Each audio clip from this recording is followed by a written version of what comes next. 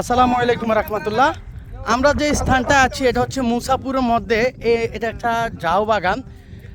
আপনারা দেখছেন খুব সুন্দর একটা ভিউ। আমাদের সাথে আছে হচ্ছে আমার এই মামা, টগর মামা। ঝাউ বাগান ভাই পলাশ ভাই, এই গ্রুপ এনে একটা গ্রুপ। সালমান, আসসালামু আলাইকুম এভরিওয়ান। কেমন লাগছে? সবাই নাসির নাসির আছে, আমাদের বাপ্পি মামা, ইউ আর কে ঝাউ বাগান আছে, ইসমাইল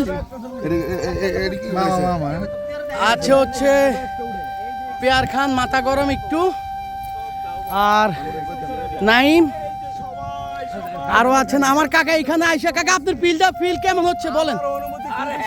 হ্যাঁ এ ভাইজান, কেমন অনুভূতি? না, আজকের অনুভূতিটা অসংখ্য ভালো লাগতেছে। ইসাপুরে এসে এখানে প্রকৃতি সৌন্দর্যটা দেখে সে মন চায় একদম। এই যে আমাদের আরেকজন দেখতেছেন, সে তোমরা কিন্তু আসল ভিউতে যাও নাই ভাই, ওই পাশে অনেক সুন্দর। ধরেন ভাই, আপনি একটু ভিডিওটা চলমান রাখেন। এখানে আইসা আসলে সবসময় এই পর্যন্ত কয়েকবারই আসছি। এই জায়গাটা আমার কাছে অনেক ভালো লাগে, কারণ এই আমাদের চাঁদপুরের পাশেই নোয়াখালী।